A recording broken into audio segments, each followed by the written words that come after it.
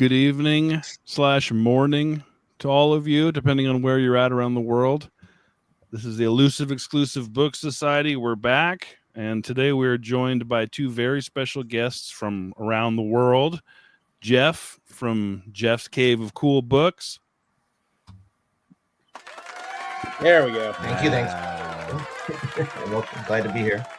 And the one and only omnivorous reader, Deb. Stop that. For that. And this is, I know there's some other book clubs that are starting up. Some of them starting up pretty soon. But this is the only book club where we take people from around the entire world and force them to read trash. Chris says hello, everyone. We got Hey, Chris. Matthew G. Goblin's here. Oh, and Chris accidentally slipped and fell and smashed his head on his keyboard. Oh, no. Somebody check on liminal spaces. Hajimemashite there, Chris. What a bunch of show-offs, right? Right. And today we are talking about The Reassembled Man by a pervert. I mean, by Herbert Kastle. I got mine on. Pervert Kastle. Yes. By Herbert Kastle. Jeff, I'm guessing yours is still back in Washington. Good guess. No, it's on the Kindle. I didn't have this, and I would have been pretty upset if I had bought it because of the great Frazetta cover, I think. But the cover is great. That's too. Never mind. Never mind. Go ahead, Tim. Let it out. I was just gonna say that's two books in a row where we wasted a Frazetta cover. Hello, Vil Steph. So well, that's a question. Do you guys think this cover or the Dancer from Atlantis cover is better by Frazetta? I think the diaper cover or diaper. I haven't actually seen this Frazetta cover particularly closely. Yeah, so it's a hand holding a whole heap of people. I'll put it up here. Hold on a sec. Tim. Smile, Tim.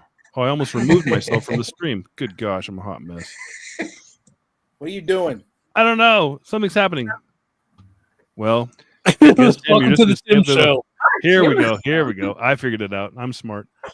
There we go. Here's the cover. It's a bunch of butts. Again, it's not one of his best, but what I don't understand is why Frazetta drew all these dresses. Oh yeah. Hold on a sec. Some of his poorest work. Frazetta's mom drew those. Frankie, you and your obsession. All right. So this, well, I guess I'll do a very quick summary of this book. There's not a whole lot here. I think I don't want to bury the lead here, but I think I think it's pretty obvious at this point what we think of this book. But there's a man named Edward Berner. Thank you. And he is just kind of a loser, just a normal suburban man. And one day he inexplicably drives to New Mexico. Now he's in New York. Is that right? Yep. Okay. He's in New York. He inexplicably one day just feels the urge and drives to New Mexico, not even in control of himself. There he is met by the druggish, which are these beetle-like aliens. And a quick aside, Deb, you emailed me today a Z Frank video. A Z Frank YouTube video and about beetles. He does very humorous YouTube videos about different animals. And what was the title of that, Deb? I can't remember. I can't either, but it came out just as I finished this book. And since I would have liked more space beetles, to be honest, I thought Z Frank came out at just the right time. I just pulled it up. Z Frank, the thumbnail says beetles that took things too far. So basically the druggish, these space beetles, they say, hey, we're going to study humanity. So we'd like you to be kind of our eyes. You're going to catalog the life of humanity. And so we'll do anything you want. We'll basically like you're going to be our eyes and our ears, and we'll just record your life in New Mexico. We thought of you the whole time. And basically, so he begrudgingly agrees, but he's like, but they're like, so if you want, we can do some things for you. And well, maybe Tim, maybe you can help me with this part. Why don't you play the part of the druggish? I'll play the part of Ed, and ask me if you want me to do anything for you. Like, ask what can we do for you in return for your services. Tim, would you ask that, please? Tim is the druggish beetle alien. I'm Ed. Okay. Well, first of all, you forgot to mention that they initially start speaking to him in, what was it, 1960? Hey, Daddy-O. Yeah, Cool it, 1960. So it's something along the lines of, hey, Daddy-O, how'd you like if we set you up with a new body, and in return, you scan this case for us and give us all the information we need to know about your peeps? Yeah. And so I'm Ed. You're the druggish beetle. Ask me, ask me what do I want? It's basically a genie. These druggish are genies, right? Ask me what I want. What do you want, Ed? Bigger penis.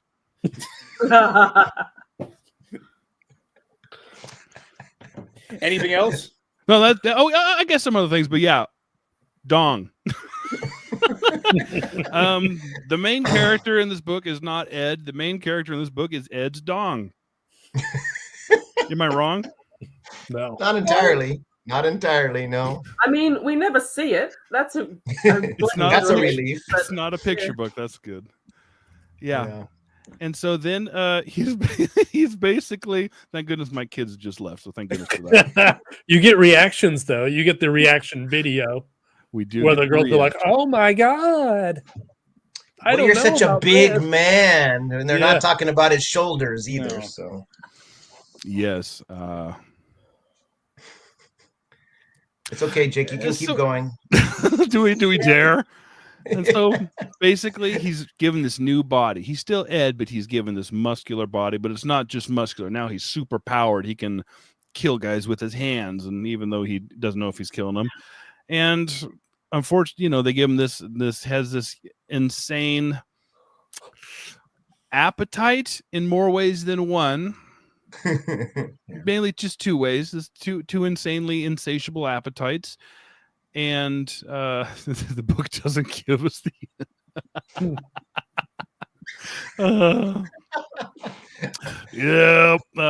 all but anyways, yeah.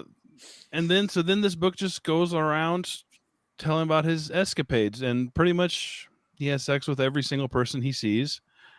Only women. Only women, yeah, only women. Well, there was one woman that didn't like men. Remember, that was a really disgusting episode. But he fixed her. Yeah, he fixed because her because of his huge penis. Well, I think the writer did have enough.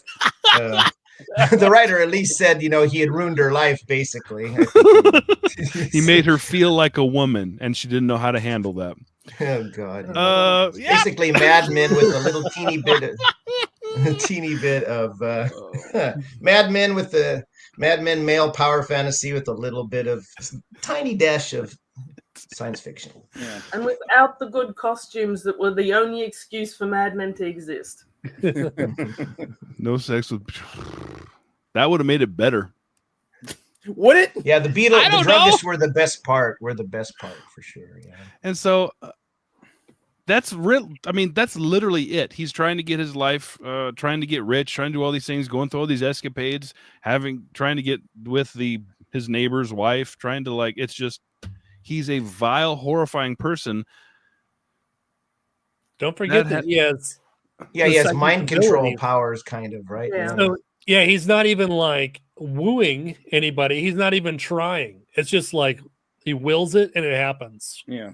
Yeah. Yeah, and they all welcome it too. Into someone else and force them to accept his crappy advertising technique or yeah. And so But I guess go ahead, Deb. Sorry. Keep talking about the book, Jeff. I'll go later.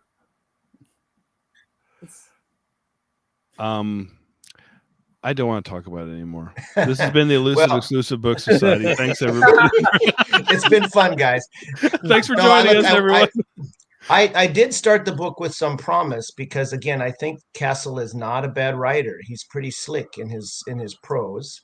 Apparently, from what little I could find, I can't back it up, but someone on Goodreads mentioned he was a Hollywood writer. Maybe he worked in Hollywood. So, in a lot of his other books, because he wrote a lot of books, he got a lot of them published, were set around that area. He has one where apparently a girl's sister was killed by some serial killer, so she goes out on the Sunset Strip to try to look as bait to lure this guy in and get him. And so, you know, some of his That sounds better.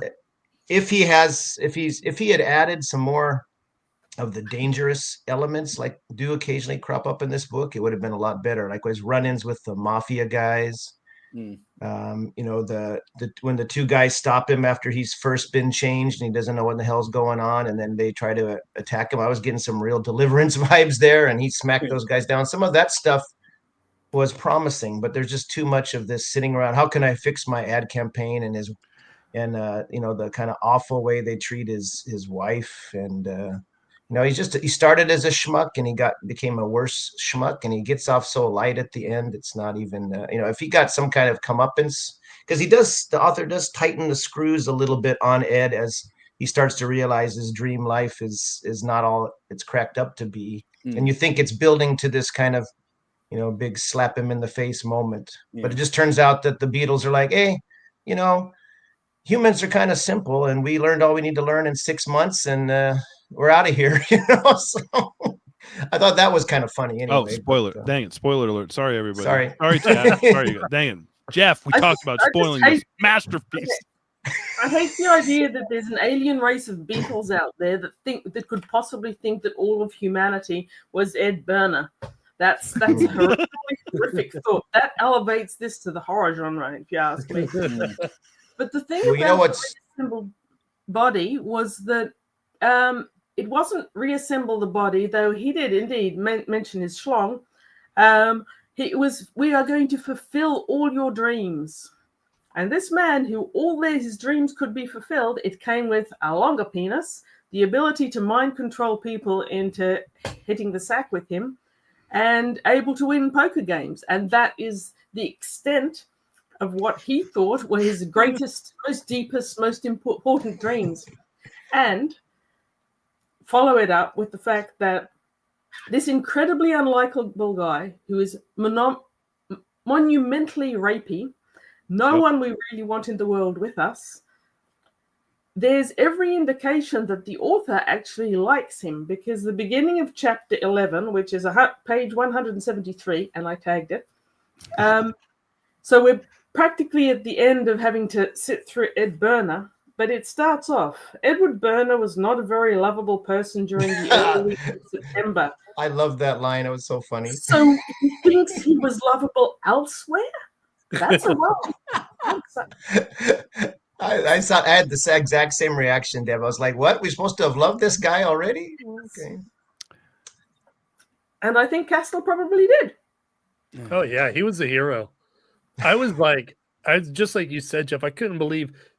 You guys remember when we did the big guy and Jim was like, if this guy makes it to the end, this is our hero, and he doesn't get what's coming to him, I'm going to be so mad. That's how I felt when we got to the end of this. I was like, I can't believe that they're just like, oh, here you go. Oh, yeah, it didn't work out, but here, have some more powers.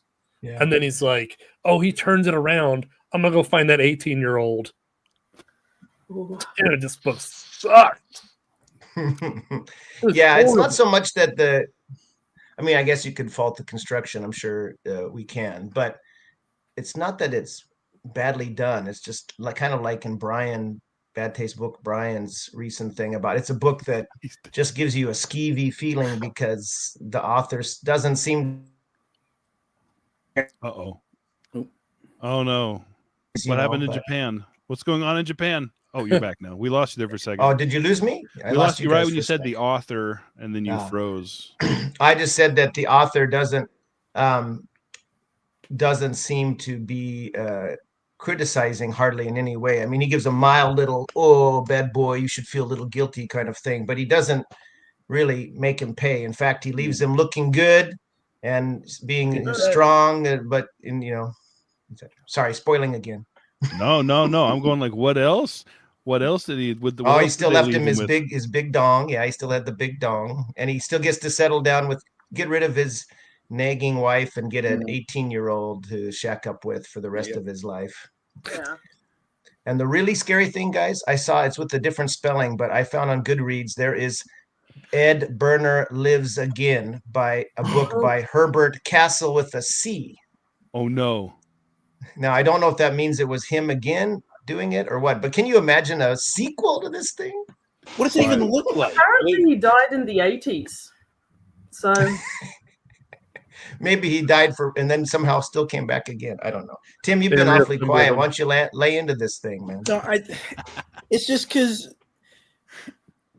I'm in the same kind of camp as Nick, where like I'm reading this and I'm like, okay, this guy has to get his comeuppance at some point, right? Because we forgot to mention about halfway through the book, the aliens, the druggish, they introduce this element where they're like, by the way, you have to report back in every month. So every 30 days, that urge to drive to our base in New Mexico is going to overtake you. You're going to get there by any means possible. I actually like that part. That was the one thing I was like, oh, that's actually something interesting is happening. Exactly. Yeah, At that point, I'm like, okay, so they're going to actually do something that will like turn this situation around. Because before that, it's 100+ pages of him just, banging supermodels and flexing his muscles and whatnot. And so when that kicks in and he realizes, oh crap, not only do I have 30 days to do whatever I want before I'm brought back and I, give them all this information and then I'm stuck in New Mexico all over again. They also wipe his memory of all the events that happened in their base. So he doesn't remember how he got there. It's like they hit the reset button on his brain every single time they come in, they bring him in for an evaluation. And so I kept thinking, okay, so he's got to get it into his brain that he needs to fix the way his life is going, because this obviously isn't sustainable. Like if he just keeps running around doing whatever he wants, he's going to be in a situation where, this chain of events is going to kill him, because he can't remember how he's getting to New Mexico. He doesn't remember how he got these magic powers and this giant penis. He doesn't remember any of that stuff. And so I kept thinking, okay, really bothers him either. It just has to work out in a way where this guy gets the punishment he deserves, and we get this somewhat cathartic, I guess like comedically tragic outcome to this character, and it ends up being like a character study. But no, just like Jeff says, he gets to the end of the story, and I guess the moral is it's okay to just be a normal guy who also gets to sleep with whatever woman he wants. Leave. But they didn't even leave him a normal guy. Yeah. He didn't earn any of it. He didn't earn the muscles. He didn't earn the intellect. And he just gets rewarded at the end. It's unbelievable. It's unbelievable. Well, the very last line, too, his new 18-year-old lover says, "Congratulations, Ed Burner. Now you're 100% human," or whatever. Or "Welcome to being a human," or whatever. Like, whatever, dude. Yeah, like everyone else, I loathed the ending. It's like for the first 100 pages, I was bearing with this because it seemed to be the classic deal with the devil, where you make the deal, but the devil's going to get you in the end, and something bad's going to happen. So for about 70 pages there, I was hanging in there. Something really bad's going to happen to him, and I'm going to love it. Can't wait for it. And then finally, I just got beaten into apathy by this horrific individual called Ed Burner. It's like, I don't even care what happens to him anymore. I'm sure it's going to be horrible, but I don't even care anymore. And then he gets Beth and rewarded for he does die, to be fair, but that doesn't last long, obviously. There. He just stayed dead. He just stayed dead, yeah. He was only mostly well, I do think it captures, probably, to my mind, it's maybe this is saying something about the author, but kind of middle-aged nebbishy sort of person's power fantasy. And then I think it's pretty frank. At first I was kind of surprised. This is quite frank for the time. This is quite realistic look inside a certain kind of man's mind. And that is kind of interesting. But it just becomes repetitive is the problem. Now it does start to get better in the back half. I do think when things start to fall apart, I think it starts to kind of have some forward momentum. But there's a long stretch in the middle where it's just I bedded this girl, and then I read this book, and then I fed my wife druggy thoughts to keep her out of my hair, and just lots of boring, creepy stuff. I do like the reading. He discovered reading with his new mind. Yeah. That was the only mitigating factor, that the fact that he was actually reading books at night. It's like finally something you're doing with all these dream beetle powers that I can actually approve of. But then we don't hear much about the books. He read Ivanhoe, apparently. And to say. Yeah. I thought he was going to do something interesting because at the at the later half, you're right, when it did actually start to like things are actually happening, he was still like pursuing and bedding all these women, but then they were becoming less and less satisfying. Like his drive was drying up, but like he was becoming bored of it. And I thought, oh, this might be something interesting because they're saying he's going to live like a couple hundred years because of his new body. So yeah, up to 600 years, unless he gets killed, which we learned later. Yeah, you could actually survive pretty much anything. But I thought, oh, that's actually going to be pretty interesting if we'll jump forward here and it's a couple 100 years in the future or whatever, and he's just like so bored and over everything and all this. But it was just a tease. Yeah, it was just a tease because I was going to bring up that point you just raised, Jeff. How many of you think that this is Herbert D. Kastle's power fantasy? 100%. 100%. Yeah, absolutely. Did you notice that he most of the women are not single either? So it's not just he's dominating the women; he's also dominating all the other men around him. Mm-hmm. Yeah. And he actively says that that's the thing. It's like when he beats up men, which he does a fair bit. It's like this is his muscle moment. It's like dominating his neighbor Harry, who he's always been dominated by, taking his kids to a picnic where he can win all the races that he could never win before. It's a picture of a thoroughly unlikable individual. And I don't hate unlikable characters in books, but there has to be a reason for them. And there has to be an actual plot that makes it palatable, and the plot is unpalatable, and the character is horrific. Yes. Well, that's exactly what Jeff just said. It's the most petty power fantasy ever. He's dreaming of having big muscles and betting all the women he wants, but it's like he doesn't go beyond. He's not trying to like take over the world. He's not trying to become this super powered godlike being. He just wants to live this suburban life where he just sleeps around with whoever he wants, lives as comfortably as he wants, eats a lot of bread, drinks a lot of milk, eats a lot of sandwiches, and kind of mouths off / harasses the HR, the admin lady, the strict timekeeping lady, that one lady at your job that you hate. He's giving it to her. It's just Kastle taking every single thing about his life that he was like, I wish it was this way, and making it that way through this surrogate character in this story. Well, and you think, like Jake and you both mentioned, you could have something interesting where, maybe he plays around in the local picnic competition or whatever briefly, but then he starts to move more into godlike kind of fervor where he's trying to take over the world. No, he's starting to be satisfied. I think I'll be satisfied making lots of money in the ad business. I'm like, really? That's what you would do with these powers? Really? Okay. But his lack of self-awareness is one of the chief problems with the character. I think he just not, he has a couple of twinges of guilt, but as he realizes, and I think this part maybe is slightly realistic though, as he realizes he can get away with more and more stuff, he just, that sort of morality, that whatever tiny vestige was there in the first place, because he was a cheating schmuck anyway to begin with, but he whatever vestige of morality was there is gone. He's kind of untethered, and that could have been interesting if they had taken it in a certain direction, but the author is willing to just stick around in his own power fantasy, getting things over on the Hollywood executives that were probably making his life miserable. Yeah. So the chat. Oh, go ahead, Deb. That's a truly disturbing thing. It's like horrible individual, horrible things. He has no morality. He has actually no excuse for humanity in all his body, as far as we can tell. But the author really likes him and seems to sympathize with them. And when you think, and I hated this book so much, I spent more time researching Kastle than reading it at times.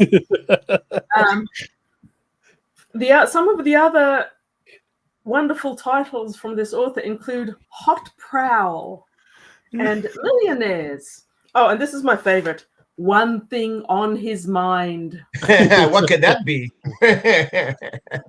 Yeah. When I was reading this, go ahead. No, when I was reading this, I was surprised that this was a faucet, and this is a sleaze book. When you guys see those cool looking sleaze books with the cool covers, this is what it reads like. They're terrible. They are exactly like this, and that's all he wrote. Yeah, it's bad. I can't believe that Fawcett published this. I cannot believe it. I thought one of the editions was also a gold medal, Nick. Maybe a later. Yeah. Fawcett gold medal, right? Yeah. Okay, that one. Yeah. They're known for better quality books usually. Oh yes. Well, he has some cool covers. If you find the covers of some of the other books he has some really cool looking, but again, sleazy looking covers from the 70s. And from the people who brought you. No, you go ahead, Tim. I was going to say, from the people that brought you assignments, Sam Durrell. Yeah. There is a wide gulf between those two, that's for sure. Sorry, Deb, what were you going to say? I've read plenty of sleaze books and pulp books, and they're bad, but you read them expecting them to be bad. I bought this one, and I don't have that cool Frazetta cover, but I've got this science fiction cover. I thought I was getting science fiction. So a lot of my anger is fury at denied science fiction, because a space beetle in the beginning for 2 pages and a bit of space beetle 200 pages later is not quite enough for me. Yeah. No, it's bad. It's bad marketing, and that's probably why a lot of people would be angry at the book. If it was marketed as sleaze, like you say, at least you know what you'd be getting. But yeah. ED. Here we got something just for you, Eli. We got something just for you. Oh, where did I put it? Oh, dang it! I got rid of it. I had a clip for you, Eli. Build up. Levi. I keep calling you Eli. Well, apparently, this Kastle guy wrote a book that's like a knockoff of Valley of the Dolls, and it's called Millionaires or something. And there's also the Movie Club or something. So, and some of them look like they're like 400 or 500 pages long. These big, sleazy soap opera opuses that apparently sold okay for him to keep getting books published. I mean, he has at least 20 some novels that I found online. So. Well, the chat's been going off about the Edward Burner is Alive Again, which came out in like 75 or 76. And what they're saying is it's the reprinting of the original book with 100 pages added. Oh my God. Yeah, right. That might be worse than a sequel. The same book with 100 more pages. 100 pages of what? Well, I think we can guess what it would be, Tim. It would be another 100 pages of more ad agencies. Oh yeah, that's it. More ad agencies. Poker game. How about that? More poker games and more whiskey distillery tours. Yeah, more milk. But we know Herbert D. Kastle does not like alcohol. Doesn't like whiskey. I don't know. No, he cries about it the whole time. How can I be an ad agency guy if I can't drink? I like the voice too. That's spot on for Edward He's Burner. a crybaby. He has everything given to him, all his stuff, and then he's like, "Wait, I have to drive 35 miles an hour. This is bull." Yeah, whatever happened to the person that gets superpowers and decides to help people? What happened to that? Oh, That motif, good old Kal-El. And then the flying thing, when he suddenly gets scared of flying, that was yeah. interesting because I thought, so this was published in 62, I think. Was it really normal for people to be terrified of plane flight in the 60s? I don't know. But not only is he terrified of flying, and the space beetle drug ushers have done that so that he won't demolish himself, like the alcohol. But not only is he terrified of flying, but his contemporaries seem to be really scared of it as well. And I thought that's an odd thing to put in there, surely. Yeah, maybe again author intrusion, I guess. I don't know. Yeah, maybe. I think that's it. But I did like where he has his Triumph, lovely convertible, and he's poodling along at 35 miles an hour with grandfathers shaking their fist at him as they drive past. Well, it's weird. They give him a fear of going fast. They give him a fear of flying. They make it so his body treats alcohol like poison, and yet they still let him smoke cigars. I thought that was nice. Well, he can only have cigarettes, but cigars. Yeah. Not cigarettes. You don't inhale cigars. Oh, that's true. Okay. Them. I don't smoke, so I actually don't know the difference. I'm with you there, man. Yeah, cigars are just as foul as cigarettes to me, but no. So I'm with the author on this one, but I did like at the end when he's back to normal. He's afraid to take that sip, that little puff of the cigarette. Then he's like, "Oh man!" Oh, so he's back to his cigarette days. Another vice. So the difference, I guess, would be with cigarettes. Most people inhale and fill their lungs full of the smoke, which goes into the bloodstream, etc., and then they exhale. Whereas my understanding of cigars, which I think are foul, is that you basically suck the smoke into your mouth, you let it roll around, you enjoy the foulness, and then you exhale. So they're meant you guys are smoking the wrong cigars. Yep. Jake, if I thought anyone here smoked cigars, it would be you, Jake. So I used to, yeah. They're expensive. Yeah, they are, I'm sure. Am I right, Jake? Is that what you're meant to do? Yeah, you're not supposed to inhale a cigar. Some people just chew on them like old school gangsters or whatever, but no, that's cool and tough, I guess. Well, in a cartoon. Jake only smokes bubblegum cigars. I have a cigar somewhere in here. I have a cigar. The only thing I don't like about him, like I enjoy when I smoke a cigar. The only thing I don't like about him is everything you eat for like 2 days afterwards tastes like cigar. Like literally everything, like it stays in it doesn't leave your mouth. So I don't typically do it very much. It's the sickly sweet smell that gets me. I mean, cigarettes are god awful, but the cigar smoke just seems to penetrate a little bit even further.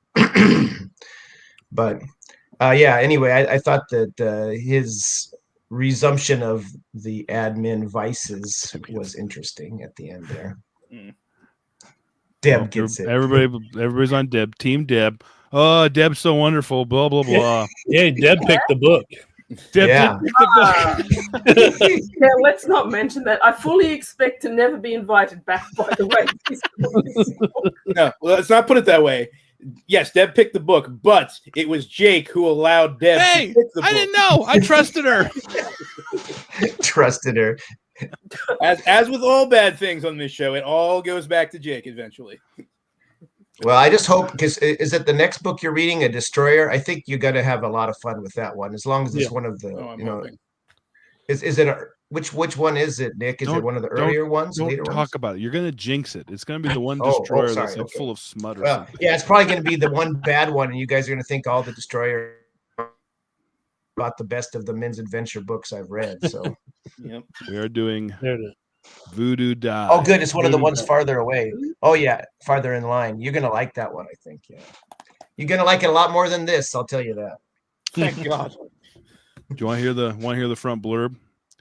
Sure. Remo and Chun replace the CIA in the Caribbean and wind up fighting a communist / witchcraft conspiracy. Oh man, the thing about the Destroyer books is there's a real genuine humor in them, and Chun, or whatever his name is, Chun, he is a wonderful character. You're gonna like him. His Sinanju master that taught him how to be a destroyer. Have you guys seen the movie with Fred Ward from the 80s? No, I knew there with was Joel Grey from Cabaret in yellow face playing Tune. Oh my Oh, god! no. He's really funny in the role, but you watch it now and go, ooh, they could have cast Yeah. somebody better. But the movie is okay, but the book's Destroyer obviously much better. So Nice. There you go. I haven't read everything. I've never heard of these ones. Deb, I don't you know are if in the Australia you get many of those men's adventure ones, although Destroyer is probably one of the more famous ones, wouldn't you say, Nick? Yeah. One of the more famous series. Yeah, I always see them out. Yep. yeah, they're everywhere. They're everywhere here, always for $1. I actually only heard the phrase men's adventure of BookTube in the last year for the first time. I didn't know it was a thing. And I'm still a bit confused by it. I rather suspect that this classes as one in a way, does it? Take No, it away, that's- Nick. No, that's please. Okay, so what? There's definitely a sleazy component to a lot of men's adventure for sure. But Mhm. Because Master and Commander apparently is one, and a lot of them involve firearms and fast cars, and I'm just a bit mystified, to be honest. So basically, if you take, Crocodile correct me if attacks. I'm I wrong just here. got this one. You can correct me if I'm wrong here, Nick and Jeff. But if this book had been less of the science fiction elements, and like even less of that, as well as less of the Superman running around banging all the women that he wants, and it was more him fighting the mafia guys and arm wrestling truckers and stuff, that would have been closer to men's adventure, essentially. I would say so. Yeah. Okay. If they had, like take on the mafia sort of thing. I mean, Nick's much more well versed in this genre than I am, but I grew up with it. I remember the men's adventure magazines on the newsstands, and kind of wish I had collected a few of them at the time. But the one I brought home had I wanted to read it one time. I was a little kid, and I brought it home, and it had something about a giant anaconda attack or something in South American. In the Amazon or something, and my mom said that's too nasty for you, and she picked it up and avidly read it herself, and I never saw it again. So, Dang it, Anyway. Mom. Well, if your mom was, caught reading this, I'd be more concerned. Oh, I'm sure it had a large female fan base at the time. Oh, sure. Yeah, sure. It is funny that Jeff, you mentioned Brian from Bad Taste Books putting out that video where he was complaining about the overly sexual nature of, what was it, Up the Line by Robert Silverberg. The nature of the sexual nature. Yeah. Yes, exactly. It's funny that he put that video out right before we started talking to this, because I'm like, man, he's bringing up all the same complaints that I had about this book, basically. Because that does sound much worse, though. I have to say it kind of does, yeah. I mean, worse as far as offensive. But, yeah, guys, if our birds start chirping too much, let us know, and we can. Whoa! Get back up there. If they start chirping too much, let us know, and we can. Devin, you have birds too? So many birds. I'm flush with birds. But anyway, what were you saying, Jeff? Sorry, go ahead. No, it's Tim. Tim was So I think this book is distasteful for sure in those elements. But what Brian was talking about with that Silverberg, the kind of underage stuff it's not very skeevy. So at least Kastle kept it to 18 and older anyway. Yeah. Did he? Did he? I don't think so. Oh no, there was he that didn't. one. There was. Yeah. There was like a 16-year-old that he was sleeping with at one point. Yeah, there was a 16-year-old at one point. Oh Yeah. gosh. Was there? Yeah. Well, I don't Yeah. remember that. Yeah. You can't remember them all. There's multitudes. He's going through That's 5 or true. 6 a week, and we don't know their names half the time. So one of them was very young, Yeah, and that was an added bit of grossness. Yep. But Yes. There's also a subtle bit of racism injected in here with the women, because he meets the Chinese waitress. He meets the Chinese girl from the Chinese restaurant, Oh. and there's some subtle racist stuff going on there. He meets the black reception. No, she's like a waitress from the. She was a waitress at the distillery. Yeah. Yes, the waitress from the distillery. There's also some racist stuff going on with that. Oh my gosh, it's just so messed up all across the board. He still bangs them, but yeah, he's but he's being very racist while doing so.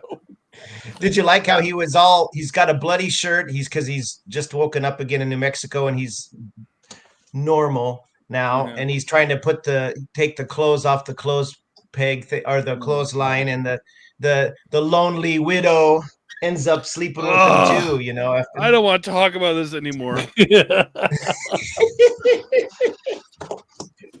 But what makes a lot of this worse is you can tell that he can write.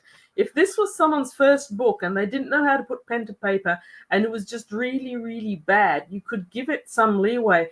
But from the first chapter, you can tell that Kastle knows how to write. He knows how to make sense. It's not actually a badly written book. It's just the content is so horrible. Yeah.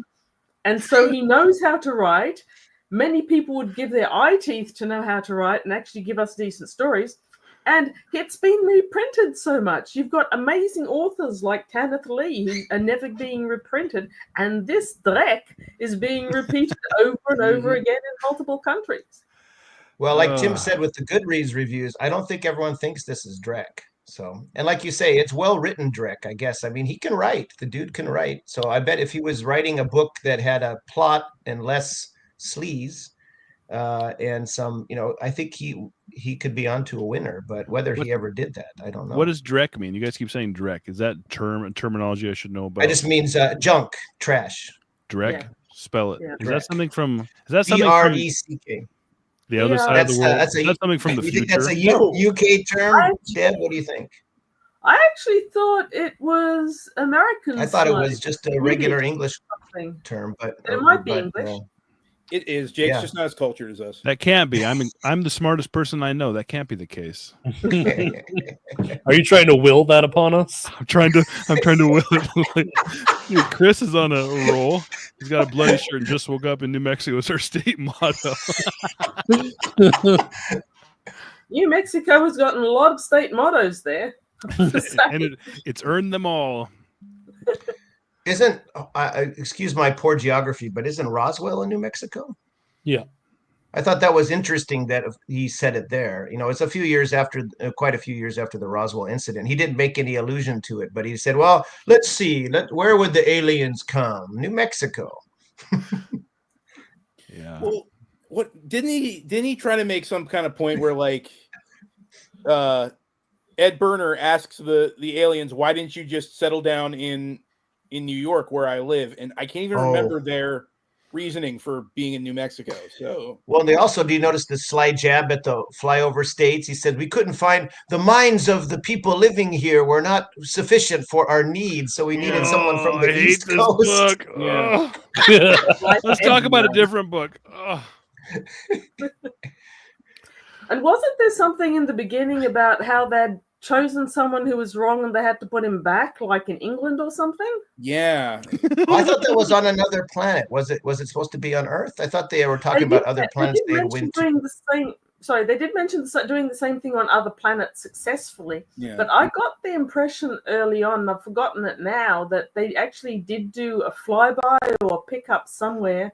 And I don't know why I thought it was England, but I got the feeling that it hadn't worked out and they'd put them back. Well, that might be a slight dig as well. Great that he was okay. Well, I like how they just randomly probed him, got him, and he just decided they had him drive several states over for some reason. Can't they go with their spaceship and pick him up? I think Tim said there was some reason, right? They gave some kind of reason for it, and it was like they just kind of wave it off. And I'm like, no, go back to that. Like, explain yourselves. They said you'll eventually live in New Mexico. Was that? Yeah. But that's because it'll be more convenient. Yeah. Well, I do like how, again, spoiler, but when they wanted, it's obvious. It's obvious that as it goes on, they're getting more and more sinister, I guess you could say, or more and more uncaring, I guess, about him. But they were planning all along, it seemed like, to record his death, and they would bring him back. But they wanted that aspect for their files. I thought that was interesting too. So, and that completed all that they cared about to know about humanity in 6 months. They got it all from Ed Burner. So that might be the biggest insult of them all. Like Deb was saying, that's like a horror kind of in aspect where it's like, dang, you really have such a low opinion of the human race that you're like, okay, we don't need the 100 years that we were planning anyway. That reminds me of this note that I have. Do you guys think that this is supposed to be a comedy? I did wonder that at one stage. About, I think, 70 pages in, when my brain just wanted to escape my skull and not have to endure this anymore. I'm thinking, is this meant to be humor? Is this meant to be funny? Because it surely can't be meant to be serious. But there's no indication that other than I think there's elements of humor, but yeah, I think he's taken this seriously overall, I'm afraid to say. Yeah. I think you guys are getting, and maybe because I kind of thought that at the back cover, they kind of hint that, because they say something like, it was not the same Ed Byrne knew. This one was stronger, healthier, better sexual appetite, greater lifespan, nearly invincible. Very nearly, unfortunately, there was a deadly flaw. The druggish had forgotten to make the new Ed Burner a wiser one. ... So I think I kind of thought that okay, maybe they are setting it up as with like kind of a, for some, not a comedy, but more parodic or something, but I don't think so. I don't think so. Yeah, it might have been his intent, but it didn't come across. What'd you say, Nick? Parodic? Yeah, whose channel is this? Did we accidentally flip over to that other guy's channel? He doesn't know the word correct, but he knows parodic. Get your cravat, Jake. Get your cravat. I'm starting a new book club. I'm starting one. It's called The Cult of Red Robes, and it's with Liminal Spaces and Virgil and Brian. And we're starting it soon. Sorry, I didn't mean to be parodic. Shut up. It's a word. It is a word. Based on the back cover, which reads the same on my edition, I reckon that it was the editors that wrote that, not the author. I reckon the author took himself 100% seriously, and the editors were reading this and going, "Oh, weeping in gratitude for her orgasm. We're going to have to try and mitigate this somehow." And they added, "Wow, yeah, yeah." See, I could buy the whole it's a parody aspect if this book wasn't quite so rapey, you know. Because, but at the time, they don't care about that stuff.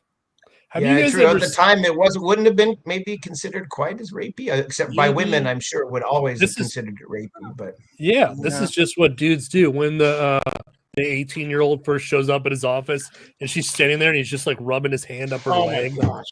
Oh, it's so gross. I think it's. Why are we talking about this? Your fault, Jake. Your fault. You picked it. You kept it. You're right. In 2025, thank goodness, this is rapey and horrific. But this was written in 1962. That was 10 years before it became illegal to rape your wife, both in USA and Australia. So, yes, the laws were different. That's not a good thing. Oh, gosh. It's not a good thing.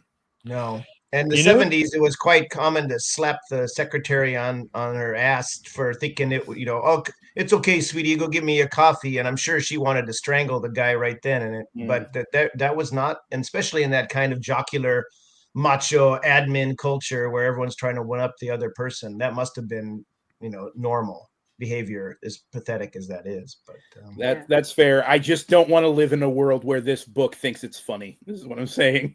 I think Deb's right. I don't think Kastle thinks it's funny. I mean, he maybe here and there little bits of humor, but What do you think, Nick?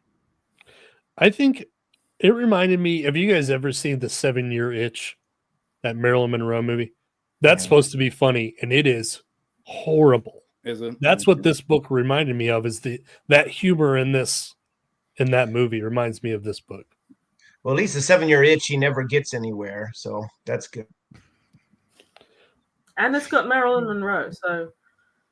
But, it is, the Tom Ewell character in that movie who's lusting after neighbor Marilyn Monroe. If you guys don't know this movie, it's the one where she stands over the subway grate and it blows up her dress, and she says, "Oh, I love the cool feeling," or whatever. And Marilyn Monroe's great in that movie, but the main guy, this kind of, middle-aged, lech of a neighbor whose wife is away and it's a hot day in New York or whatever. He's a scumbag, just like Ed Burner. So, but he never gets anywhere with Marilyn, I don't think so. Well, just and you hear it. You hear his inner monologue the whole time. Oh, gosh. And it is, it's just like this, where he just wants it. He doesn't care actually about, her as a person or whatever. He just wants it, and he wants his stupid family away, his kids, his wife away. He wants that advertising deal. Yeah. He might have been, man. They were advertising. obsessed with that stuff back then. What a weird thing to be obsessed about. Yeah. Just so you know, Jeff, I'm clipping that. You going, ooh, I love the cool way it feels. I'm clipping that, and it will be used. It will show up in a future episode of Pulp Mortem. Just Thanks for the up. warning. Anyway, I mean, I guess Tim's been What I through do. it. Nick's been Oh, through it. So Tim's fine. Tim's on my payroll. Don't worry about it. his I $2 always- payroll, Yeah. $2 meow payroll. Come on, guys, get the jokes out. Go on. The video's a day old. All right. Heroic Book Adventures has a good question. If we could choose one human to represent us to the aliens, who should it be? Don't all say me at once. Based on this, it should probably be another nation's president who shall not be named. Yeah. Well, Macron. let's see. I don't know who I would choose. Yeah, I don't know. Maybe my dad. My dad's a pretty great guy. Yeah. Yeah, there we go. Yeah, we'll choose you, Deb. At the very least, we need a entomologist, someone who likes beetles. So you don't have that whole, we probably look horrible to you. It's like instead Anti-beetle a thing. Yeah. expert who's running to them with open arms going, the beetle of my dreams. That'll stop them from destroying us if that's their plan. Yeah. Yeah, I like whoever commented the resurrected Mr. Rogers. I don't think you Yeah. could do better than that guy, probably. Yeah. Mr. Rogers, Bob Ross, someone like that. Oh, yeah. Yeah, I'm okay Bob with that. Ross. Look at Virgil goofing off at work. Hi, We're all Virgil. awesome. We're all awesome, by the way. Get back to work. I've got a question. Who skim read? Me. All the advertising parts I did. Yep. 100%. I skim read some of the poker game stuff Yeah, I was gonna say I skim read the gambling scenes and some of the ad stuff for sure. But I read, I'd say 99% of it. Yeah. So I flipped to the back to make sure I wasn't going to miss anything. And then once I seen that it was just going to be this over and over, who cares? well, I'll tell you, it's not that it's badly written or anything, but like you say, it's distasteful. So it probably took me off and on 10 days to. And No, Jeff, no. And the first Edge book I finished in an hour. Nice. So that's the difference in, and the Edge is not a likable guy either, but I bet it had a point though. It did. Yeah. He was revenging his brother's death, and he got his revenge in the nastiest way possible. So but it was just a difference in the compelling nature of that book. So just having, like Deb said, having a character that's not necessarily warm and fuzzy. And I do usually like a character that I like in some way. But Edge is not a likable guy. He's driven to, become quite a nasty killer. But he's a compelling character, and there's a compelling plot, and the books are short and sharp. And this one, you just don't really care about Ed, frankly. I read this in one sitting. I read it last night. And I was last night. Oh yeah, I've been busy, and I was He always texting. does I was texting these two, hoping they would give me like some commiseration or be like, "Oh, you got it," but they were like, "Serves you right." They had to be forced to read this. And what did you say, Nick? Something about a prison sentence. What did you say? It's a 10-year prison sentence in 2 days. Well, Nick probably just read it in the last couple of days too, I'm guessing. No, I spread it out like you did. I had to read stuff in between. It was horrible. Yeah. It was I was horrible. going back between this and Eric John Stark. One of them Oh was man, Bob what a Ross. nice palate cleanser that was. Yeah. Wow. Oh my gosh, so good. You must have been dreading going back to this after leaving Lee Brackett there. Yeah, I so. finished that first novella. I'm like, I need to read a chapter or two of the Reassembled Man. Dang it. But Well, now you're I read- free, guys. I read every single sentence. I felt so bad about recommending it. This was my Oh, that was your penance? Yeah, it was my penance. I read every read single every thing, word? and it took me so long. At times, I couldn't get through more than a paragraph. On a good day, I could get through 50 pages, and it's taken me weeks to read. I could read a couple 190 chapters at a time. He wasn't. Again, the writing's not bad. The writing's pretty good. It's not that. It's not the prose. Yeah, it's just, why am I here? Why do I care about this? You know, oh, something's getting interesting. Oh, never mind. You know, so All I could think was I've been wanting to read Tanith Lee, and Deb's always talking about Tanith Lee, and I was like, why aren't we reading that? Why is Deb making us read this? I made me read it too. Oh no! Don't do that. no. Are you No going one to do deserves a that review penance. of your own on your page, Deb, or on your I don't channel? know. I don't know if the Elusive exclusives say yay or nay to that. Yeah, go for it. Yeah, do If whatever. you want to. I think it might be very short, and then I'll add a link to this because I'm hoping I can forget this one. I forget so many books. I'm hoping I can forget this one, but I suspect I can't. I suspect this is scarred in my memory for a long time. Sadly, sometimes those are the books that do stay in the memory. Yeah, and I can feel I write a reading block coming on. I'm not sure I can deal with another 60s or 70s books for a while, and I might not even be able to deal with classic science fiction. I need a break. Oh no, we broke Deb. Oh no. Oh no. Oh no. Well, I don't know though, guys. You know, so many of the books you choose end up being ones you don't like, but it does maybe make for more entertaining viewing than if everything is great. You're just going to be saying, oh, that was great and that was great. Sometimes it's the worst books that give you more to talk about. I don't know. Well, yeah, we're glad we can do that for you, Jeff. Yeah, I have to say this is not a book I would have normally picked up or read. I didn't hate it, but it wasn't terrible for me. It was a decent reading experience. It was very interesting, sociological experiment, I suppose you could say. But I would never have picked this book up myself.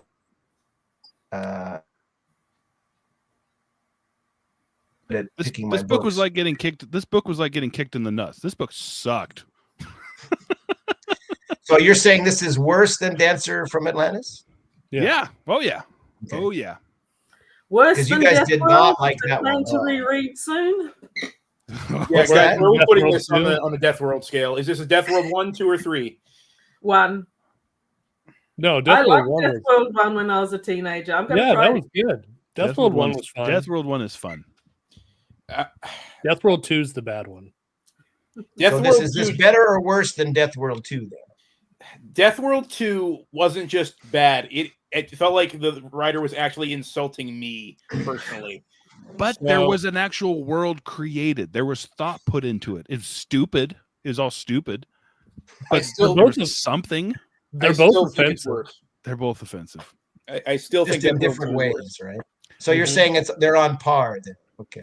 No, I'm saying I would probably say that Reassembled Man is a Death World 3, where like I just didn't care about anything and I just wanted it to be over. I guess, is that the worst sin a book could commit? Maybe it is. You know, just That said, I skimmed a lot of Death World 3, so who knows? have any of these books been good? Yes. Yes, we have had some good ones. Yeah, you had Conan. Did you read? You read a H.P. Lovecraft classic We did Conan. story? We did H.P. Lovecraft. Jarell of Jory. Jarell of Jarell of Jory. Jory. Jarell of Jory. I know Nick didn't like it, but we did the first Amber book. That was good. I haven't. That's one I haven't watched. Texas Israeli War was good. Texas Israeli War was awesome. What else do we do? You didn't mind. I don't think you minded the Hawk book so much, right? Hawk was fun. It was just super duper sleazy.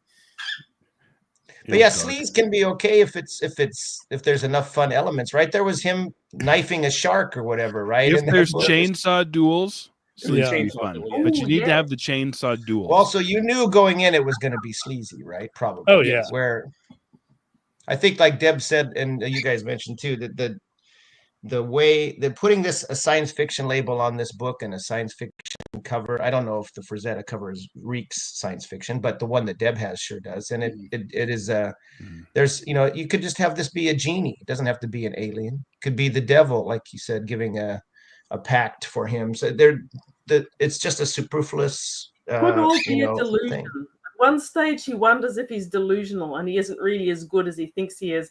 I could have gone for the delusion option over the Beatle option. Love the Beatles, but if all of this had been in his own head, then I think it could have actually been a better book. Oh yeah, definitely.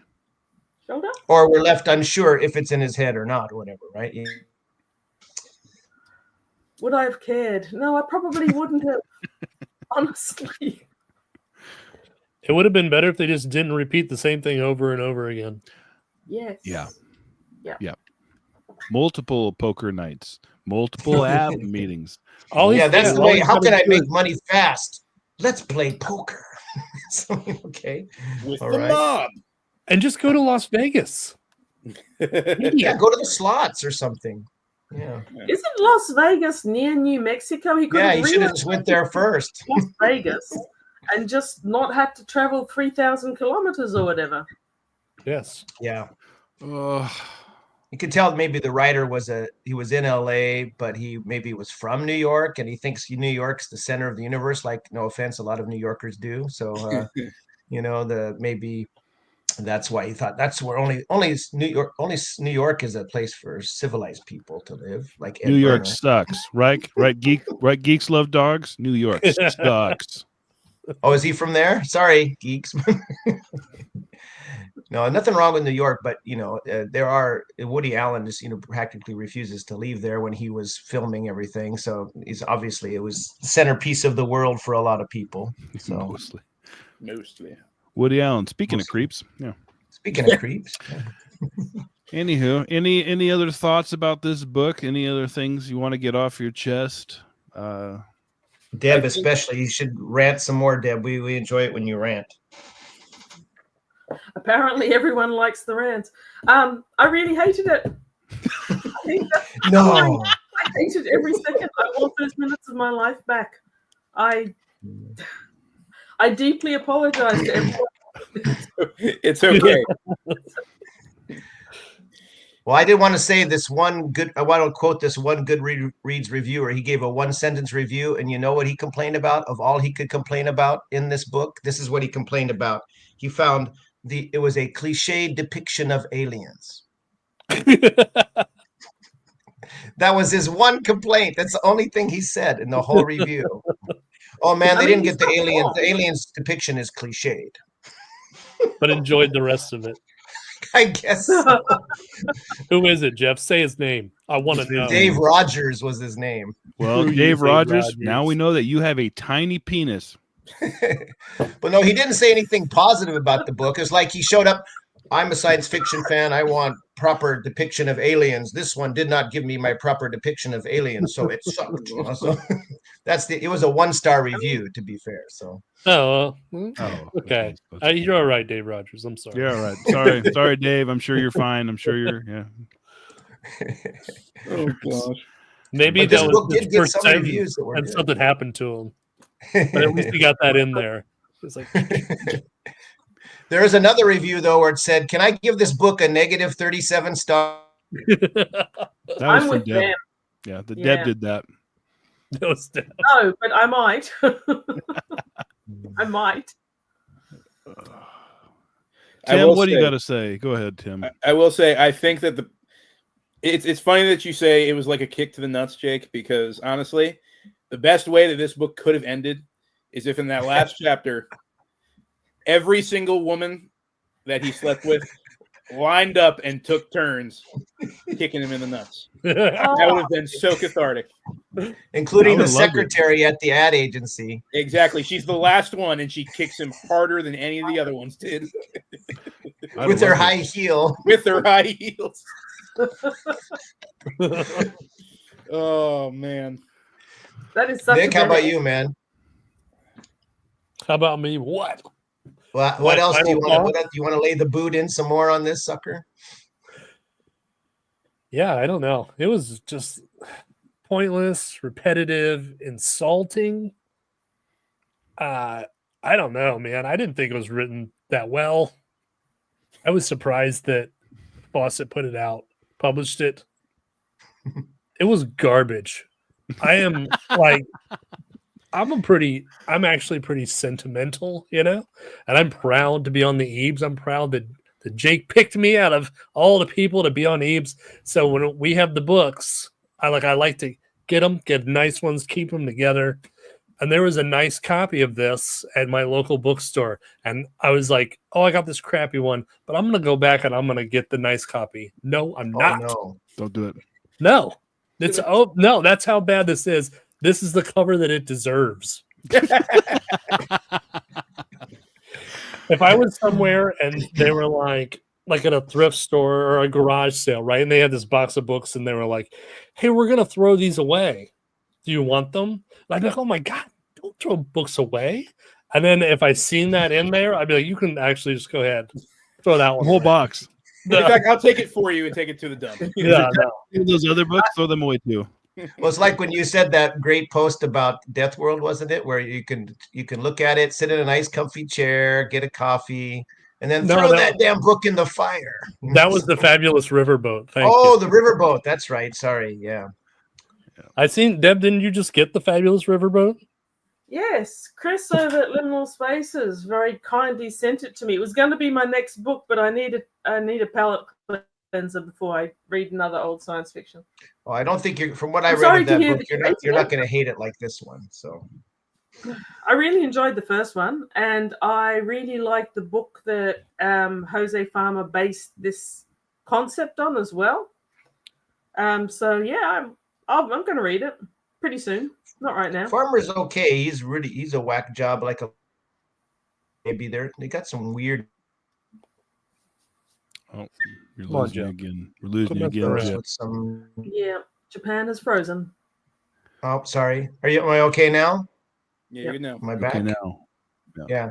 I was saying Farmer is another one of those, some of these Silver Age science fiction guys, I guess, and probably earlier too, but they had some weird issues with sex and kinks and things, and Farmer's definitely one of them. Yeah, because Farmer wrote this really excellent survey of the Doc Savage novels called Doc Savage's Apocalyptic Life, and it's an awesome reference book for those books. He went through every single pulp story, every single pulp and all that, and he cross-referenced them and all sorts of things. And then he writes his own Tarzan novel and his own Doc Savage novel, and they're like, there's weird sexual stuff in all of those that he wrote. So there's some weird people writing these books, you know. So there's actually one thing that I like about those early writers like Ron Goulart, Philip Jose Farmer, Silverberg, definitely. Sure, a lot of their sex stuff was pretty odd and quite ick, but what they were doing was they were expanding concepts that had been so restricted for so many generations. It's like you couldn't explore any of those concepts, and they used science fiction and speculative fiction in order to investigate them. Now, I can't say that there aren't aspects that are horrible in 2025, but this was part of the whole speculative exploration. And I appreciate it for what it is. That doesn't help in any way relate to the book that we just read, which was not an exploration so much as a private wank. If anything, it was a repression. Yeah. Yep. All right. So was that Tim? Is this the worst book you guys have ever read, or what's worse? No. I've read worse. This is the worst I've read this year. Death World 2 is still worse for me. Death World 2 insulted me as a person. So personal. It insulted me. It insulted what I believe in. It insulted my morals. I've read 2 worse this year. Yeah. Wow. Which ones, Jake? Name and shame. Cruachan and the Killane and 12 Boring Kingdoms. Yep.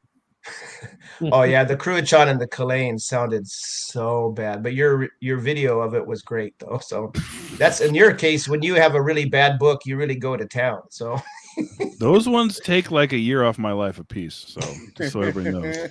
You did I missed set yourself those up for reviews. this, though, Jake. So digging through Those the reviews, chaff. I need to go back and look for them. Oh yeah, that one sounded just mind-twistingly bad. That one. Oof. How about Okay, you, I've got Nick or a Deb? few Go ahead. books. Yeah, sorry, Nick. No, go ahead, Deb. We're all talking over each other. Go ahead. I've had a few books that I really, really loathed over the years. And like you, I love my books. I keep them. But there have been a few that I gave to my bird to chew because I hated them so much. Every little Nice. beaky chew mark out of that cover was healing my heart. I think that's where Reassembled Oh, Man Deb, is you're going awesome. next, Deb. No, I actually quite like the artwork. I never managed to find out who did the cover art on this one, but I also I wanted on my shelf to remind me to never ever read it again. But a lot of the ones that I've really hated were ones from Disappointed Expectations, like Annie Prow wrote The Shipping News, which everyone loved and won awards, and I hated every second of that book so much that I just wanted it to end. So there've been plenty of worse ones than this one. How about you, Nick? The worst books. This is the worst this year. Dancer from Atlantis was terrible. Death World 2 is terrible. I'm sorry, guys. I hate The Fabulous Riverboat. Hate. I'm not going to ruin it, but I actually did hate The Dancer from Atlantis. no. No? I think here's going with that question. What's the worst sin? What makes the book bad? That it's offensive, that it's boring, that it's poorly written.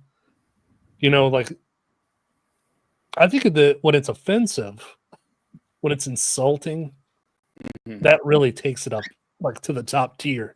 Yeah. Boring is just like, ugh, that was boring. But offensive. I don't know. Yeah. Boring is maybe one of the worst sins for me. Because at least offensive gets your mind working on it, So I for me, it's when a book is, and this is Death World 2, is when something's preachy. Like when there's an agenda that is like not just like people can say things in books all the time, and that's great. Go for it. Like I like it when the authors do that. But when it's like deliberately preachy, I'm trying to influence the reader. This is what I think, and this is what I think you should believe.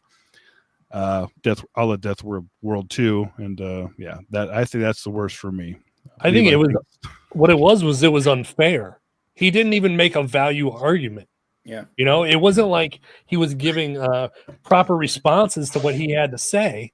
Yeah. It was just a guy yelling at a wall.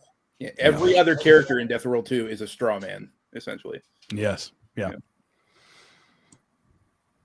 Yeah, boring. I didn't like the Fabulous Riverboat because of I just thought it was I don't know, it was like somebody telling you their dream. It was just like he was just like, whatever. And then my ex-wife was there and she was dating Cyrano de Bergerac and was that Mark Twain? And then there's a big caveman and we're floating down a river. I don't know. It was just like he's just making it up. What about on your own channel, Nick, of what you've been reading? What's been the worst on that so far? Are you saving that for your end of the year video when you rank things? I'm impressed with you guys that rank every single book that you've read. That would take me days and days to be able to rank them. But I think this year is probably The Undertaker. It was really boring. Did you read the first Riverboat or the River World? No. Riverworld. To Your Scattered Bodies Go, is that the first one? Yeah. No. That has Richard Burton as the main character, right? Or one of the main characters. Yes, it does. Sir I read Richard that with Burton, I should say, buddy read not the actor. a few months ago, and I really liked it. I thought it was really good. That's the only one I have, and I liked it too. Although Farmer's style is very blunt sometimes, writing style. But yeah, that one wasn't bad. But I've never got to The Fabulous Riverboat, so I guess I'll take Nick's word on it.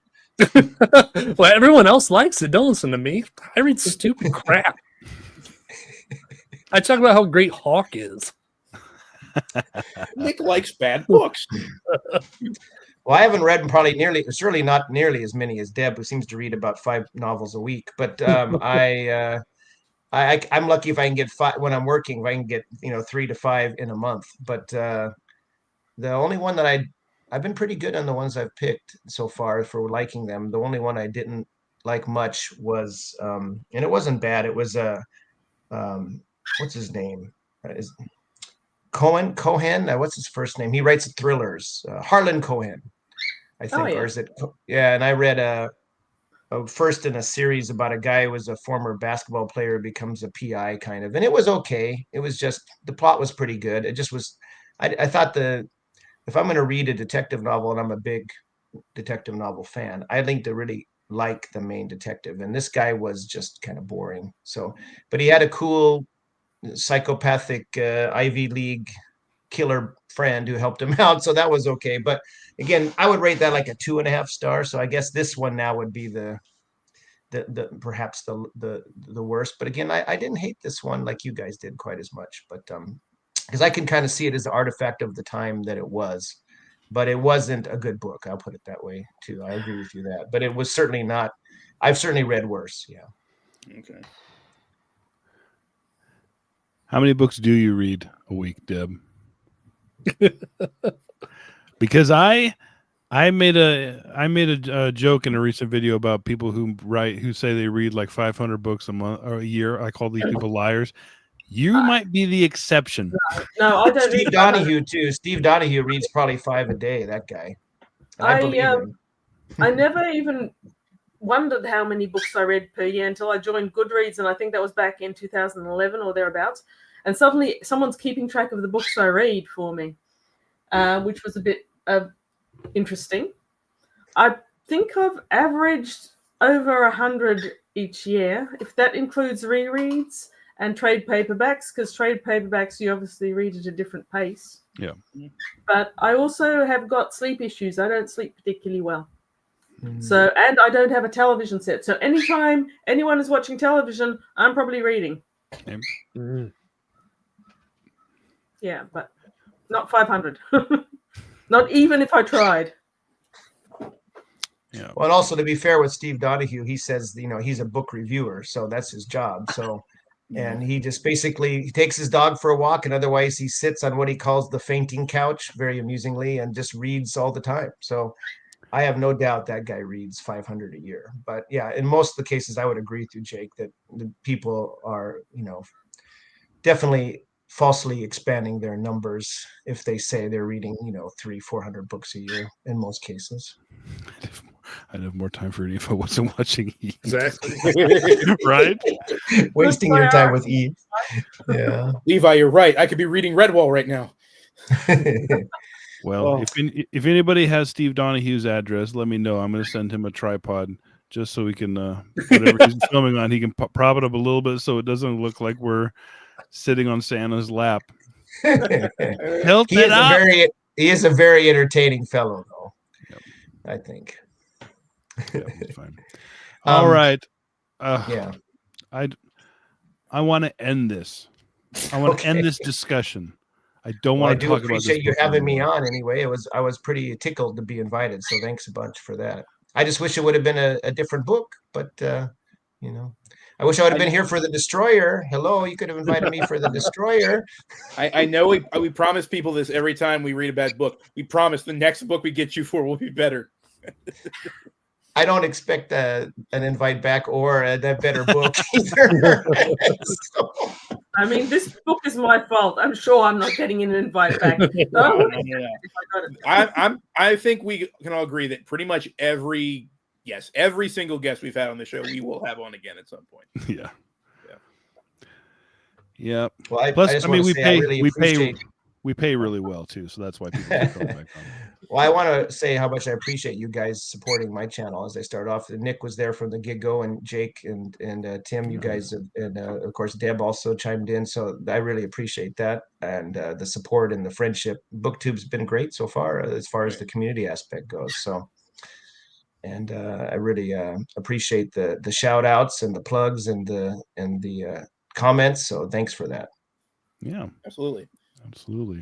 And you guys' channel is all great. So I was following you guys before I got on. So you were part of the instigation for me to get on. So I'm a lot less slick than you fellas, but I guess I'm more like Deb, where I turn on the camera and just kind of jabber. But Pretty much. Deb, too much more point than I. But anyway, I got to learn Tim's skill of making short videos because I'm seeming capable of it so far. So Here's the thing, though. I spend like multiple hours doing each video, though, because I'm too much of a perfectionist. I'm like, oh, I said that word weird.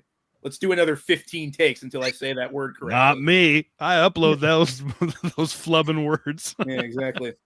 you upload Tim's flubbed words. What you upload? Yeah. Exactly. All right. Yeah. Well, thanks again for joining us, guests. You guys are awesome. We're not mad, Deb. If we were mad at you should be mad. if we were mad at listen, the very first E.E.B.S. This is before I knew these two very well at all. It was we Death World, the omnibus, like all three of them. And I'm like, these guys are never returning my emails again. So the worse the book, the funner the discussion, right? But I think I'm going to try and vet the next couple just so we could maybe have an okay time. Kenneth Lee has been thrown into the mix. I'm on board. Yeah, I bet Tim and Nick are kind of feeling some nostalgia for the Parasaurians, which isn't so bad now, is it? No, not really. No. You guys were talking about that, and I was like, that sounds like my kind of book, actually. It was fine. Fine now. I've said my piece on Parasaurians. I'm not going back to that. Yeah, no. Nick, do you want to promo our next E.E.B.S since everybody's here? We don't have the date yet, but I thought we do. Oh, you're just checking I'm with still us. waiting to hear back from Levi. I texted him. He's right there. I don't know why he doesn't respond. Text him back, Levi. What's your problem? In fact, Levi, let us know in the chat if that date works. And then Dave. I still haven't heard from Dave either. Okay, never mind, Levi. It's going to be like 3 weeks, though. It's not going to be right on top. After Dancer from Atlantis and then this right on top of each other, those two books back to back was like, oh. But Nick, you had that amazing Men's Adventure interview with the Bob Dice and Wyatt Doyle, which must have been a bit of a palate cleanser for you. Yeah, no, that was awesome. That wasn't an interview. You just sat back and let those two guys talk about Pulp true, Men's yeah. Adventure for like 2.5 hours. It's awesome. What a great guest. play. Just sit back and say, okay, guys, go. Yeah. I think you asked 3 questions. That's Yeah, I was really nervous about it. I had 3 pages of questions typed out. But actually, they answered most of them, so I didn't even have to ask them. Yeah, that's the kind of guest you want, I guess, right? That they just do the work. I was, yeah. Go. Yep. It'd be worse if they didn't say anything or just Oh, were like, yep. Yeah, it's good. Yeah. Oh, Japan's frozen again. Hope we didn't bomb them again. Oh man, that's Not. Hey, what I said was not worse than what we just read. No. That's true. That can't be the limiter for everything, though. I don't know, guys. I don't know why my connection's so bad. I apologize. Usually it's pretty good, but It's still better than mine was last 2 weeks ago. So yeah, I haven't had any storms or power outages at the moment, so just a sleepy Sunday morning here. All right. Well, let's all go around. Let us know what you guys have coming up. Any new views or any new videos you're putting up or something? What you got coming Deb, up you wanna go there, first? Jid? What you got coming up, Deb? I don't know. I'm in a reading slump. I finished this yesterday and I haven't been able to really invest in anything else. I started one promising horror from the 50s, and as soon as it was obviously 60s writing, is like, nah, I'm out. I can't do this. So What was Deb, it? why don't you do another Agatha Christie? That'll get you out of your slump. don't think I can cope with Agatha Christie or James Hadley Chase, which are two normally that get me out of slumps. I think I'm going to have to go for something literature. Dang it. maybe an Angela Carter or Jeanette Winterton, which is as far from this as could possibly be. Or a but no, nonfiction, Deb. yes, as well. Or nonfiction, yeah, that's possible. What was the horror book you were reading? Louise Cooper, I think her name is. She That's wrote the a author? whole. That was the author. What's the book? I've forgotten. It's probably around here somewhere. No, it's a vampire book set in Cornwall. So she was an author who lived in Cornwall, and she wrote a whole heap of really pulpy, really genre Sounds horror great. books. Yeah, it does, and I'm sure one day it will be great, but not today, because the very first thing that happens when she meets the vampire is he kisses her against her will, and of course it's a vampire, so you've got mesmerization and going, no, I can't do this again. We can't go back. So I don't know. We'll see. Or read a comic novel or something like Anthony Trollope or P.G. Woodhouse or something. I'm going to wander around the house for a while. I'm going to stare at books until one finally comes to me, and that'll be it. I really liked your library shelf tour video you did a while back, by the way. Thank you. That was fun. That wasn't a and library. that you made that own was shelf that you made that shelf yourself, the inset one, right? That was cool. No, I'm not a carpenter. What I did is I commissioned a handyman to do it. It was my design. That wasn't Your a design. library. That wasn't a library tour. That was a house tour. Yeah. House of Books tour. That was cool. There's 3 rooms in which there are no books. You didn't see those. Bathroom, pantry, and a closet doesn't count. I bet there's books in the bathroom, I bet. Not usually, no. Oh, sorry, you're not a guy. I should take that back. Yeah, for sure. Well, the humidity ruins the books. I used to have books in my bathroom when I lived elsewhere, and I had a large bathroom. There was actually an emergency shelf, but too humid. Too humid. All right. Tim, what do you got coming up on your channel? Anything exciting? On the channel, I am getting through the next Redwall book because I'm on book 6 right now. That's Martin the Warrior. It is a prequel to the prequel to the prequel to the original book. Not complicated at all for a kid's book series. It's really not. I mean, it's something else. They're all episodic, so it doesn't really matter. So yeah, that I'll finish that sometime soon and have that review out. After that, I'm going to be working on I decided to do a top. First it was a top 10, but I narrowed it down to 7. So a top 7 sword and sorcery short stories list. Oh, nice. And I've got kind of like a sketch that I'm writing for that one. So that might be some fun, but we'll see. I've yet to film anything. I just have all the notes written down at this point. Well, I hope you make Jake look stupid in it. Impossible. There's no clips. There's no stupid looking clips of me on the internet. That's the problem. Is you just embarrass yourself. There's nothing we can do to you. You cannot shame. shame. First, that's a good self-defense, right? You cannot shame what has no shame, Nick. Right. But yeah, and then obviously I'll do my weekly reading or monthly reading report the first couple days of June, and that's about it. Tim, I have a question. When you have a monthly reading report, but you've done videos on almost all the books, do you just do a kind of quick, I guess you just do a review of or like a wrap up? Because that's what I'm going to be in this stage now. Because when I do my monthly wrap up, I have one book. Well, I guess I have Edge now. I finished it still in the month, but I read, and Deb will know this, I read the Arthur W. Upfeld. I read one of the early Boney mysteries, and that's the only book that I haven't talked about. I've read mostly short stories this month.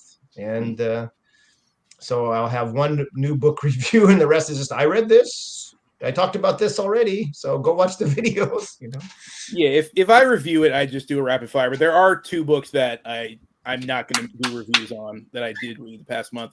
I actually did read another Edge novel. I read the 5th one, I think, in the series.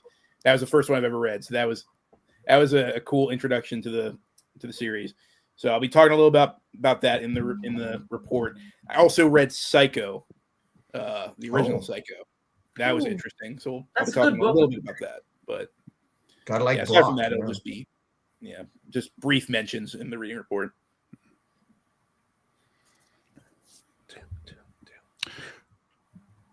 Did everybody go? No, it was still on me. He's still talking? I'm done now. Someone else go. Gosh. Jeff, what are you reading? What are you doing? Well, I just finished the Edge book, like I mentioned. I'm waiting on I'm finished with horror for a while. I'm horrored out, I think. But those short stories were a lot of fun. I really enjoyed that horror mayhem thing. I'm part of the June on the Range posse, I guess. So I'll read a few more westerns, but I'll probably space them out once a week or so. I think Jules Bird has talked about this one in a great flip through, excuse me. And Nick's, I maybe talked about this one. I don't know. I have not. I do have it. Yeah, but I haven't. I'll just probably talk about it briefly. I should have my first book haul video this next month because my sister's going to be shipping out a care package to me, and I got some fun stuff in there. So be looking forward to actually doing a book haul video for the first time. I have a bunch of other ideas. Oh, thank you, Chris. Appreciate that. I rambled on at length about a lot of stories, but I enjoyed what I read. I try to keep it to some classic guys and gals. I have several ideas for things I want to talk about. I have another bookshelf treasures one I'd like to do about my Norton, Aubrey and Matron series. I have the 5 hardbacks with 4 novels each. Cost me a pretty penny, but I think that's an amazing series. Do you guys know the Patrick O'Brien Seafaring Historical Adventure series? I've heard of Master and Commander? Master and Commander. They made the movie with Russell Crowe and Paul Bettany, and it's an excellent movie, but the books are just amazing. The guy did so much research, but they're fun. They have sea battles and parts that read like Jane Austen, Clash of Manners because Captain Aubrey is this guy who is so adept on sea, but he's kind of lost on land. He makes these bad investments and people are always taking him to the cleaners. And then the doctor guy is this spy who does undercover work and stuff. They're great, but that set is massive. So I'm going to try to show it off at one point, probably. Nice. Sweet. Nice. I'm just doing more reviews. I've started the Ant-Man. Yes. Ant-Man. I have that book. Chris sent me this one. It's pretty interesting so far. And I think you'll enjoy it, Jake. I'm doing another deep dive. I did that deep dive into laser books a few weeks ago, and I'm doing one in Daw books and Yellow Spine in particular. So I'm pretty excited about that. Cool. But then I got to do a lot of research, and so I'm dragging my feet a little bit. Do it. Yeah, I'm definitely doing it. You don't gotta go to How work. many DAWs do you think you have, Jake, so far? Because you've got a massive wall of books there. So I don't know. I have a lot of DAWs. I had them all in a grouping, but I just sent a bunch to Chris, and I sent a bunch to someone else too. And so I'm kind of Oh yeah, and I am going to be live on Literally Liminal this Tuesday. I totally remembered. And He's like, I got nothing going on. Nothing. Is that that's going to be on Liminal Spaces. And the thumbnail I sent because they're like, hey, can we get a picture for the thumbnail? So I just, I was like, well, I guess I can send a picture or two. But then I just started clicking on all the pictures of the PNGs I have of myself. Go to Liminal Spaces and look at the thumbnail. It's absolutely ridiculous. Can't be more ridiculous than my head on the body of the. Yeah, right. Well, yeah, it's. I like a Nick had said, Jeff, welcome to E.E.B.S. Yeah. Anyways, Nick hasn't gone. I haven't gone. And well, thanks everybody for coming. This has been a great. I got cut off last time. No, you didn't. I did too. You go, Nick. All right. Well, tell us what you were going to do in that video, and then tell us what you're going to do now. Take a double time. Okay. Oh, hey, this is very important. I got 2 guys that publish all these books coming on for a live show that everyone should hear about. Oh no. But no, I guess it doesn't matter. Don't worry about it. Oh. Oh, Nick. Well, I think you did all right, and I think you did all right anyway, Nick. I think a lot of people showed up for that. They did. Yeah. Wait a minute. You didn't get cut off. Tim, Yeah, his stream disappeared. Remember, that Tim was in fell the into middle of void. it was in the middle of it was about to be my turn, and then it all fell apart. And it was all about Tim being frozen and cut out. Don't turn this on me. I Hell, can't control the weather. It's the Tim show. Forget Look, you. God Nick. didn't want the live stream to go any longer. That was his way of saying. He didn't want the world to know about men's adventure fiction. Yeah. So, No, but This seriously, is what I Mark, have coming up, Jake, since you asked. I'm so polite. No, here's what I like to do. Here's what I like to do on my channel. I like focus on one thing, like the horror, and then I like get a bunch of new subscribers. And then like they're thinking there's gonna be horror, and then I just talk about men's adventure. And then they get bummed and I lose all the subscribers. And then I get all these new subscribers for men's adventure. So like you're probably saying, what is the plan? What's he gonna do next? I want to put a video together about Gothic books, a Gothic guide. Because I got all these men's adventure guys. What am I gonna do? I'm gonna talk about Gothics. Tell him to kick rocks. Sounds good. No, to be fair, Nick, you've actually got me interested in checking out a few Gothics, which I had always ignored most of my reading life. So They're you awesome. and the Thomas McNulty guy, Yes, who has a really cool channel. Yeah. Didn't you say that Gothics are just women running away from castles?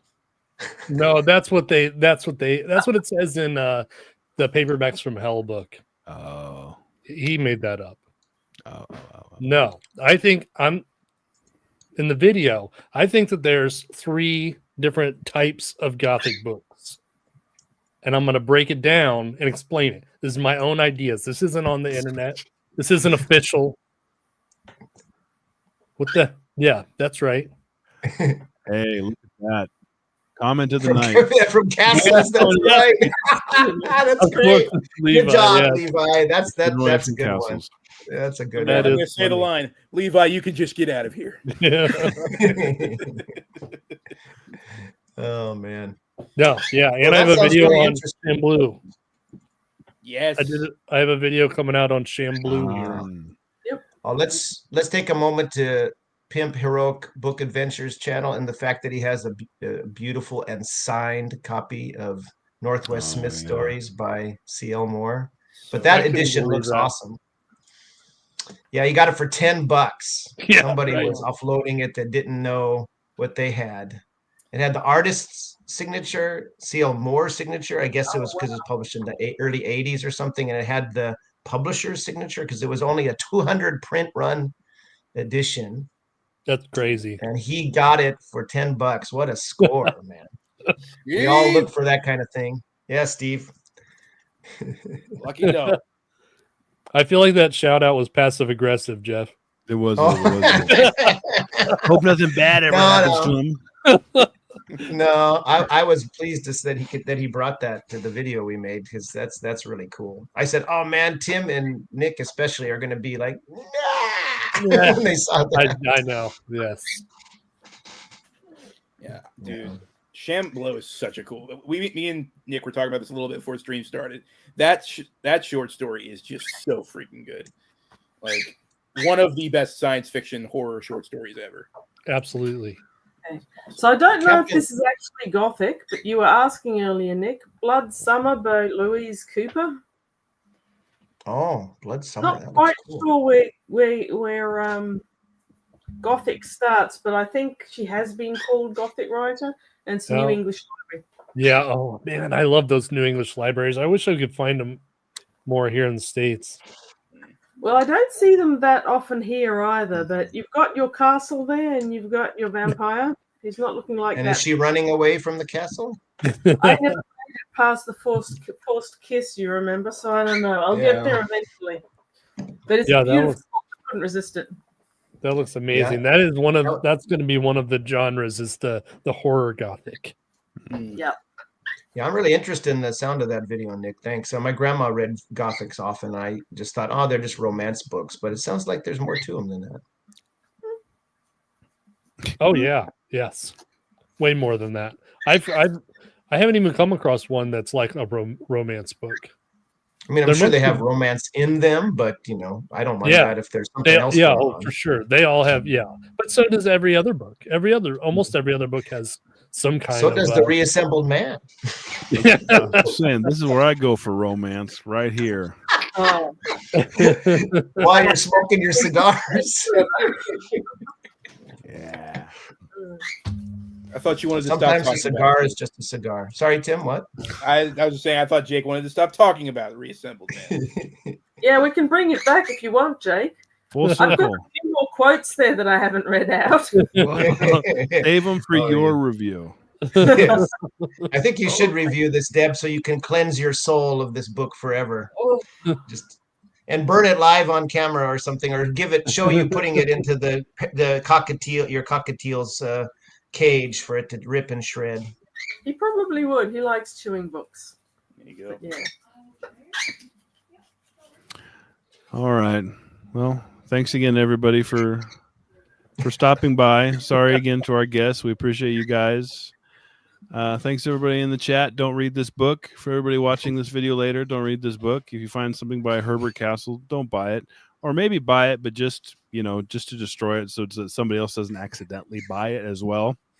They're like Levi four- just texted me. Levi just texted. He said it's good. Oh, yeah.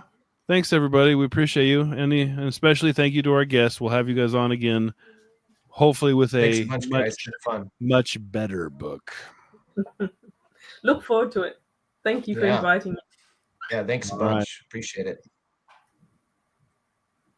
Bye everybody. Oh, bye.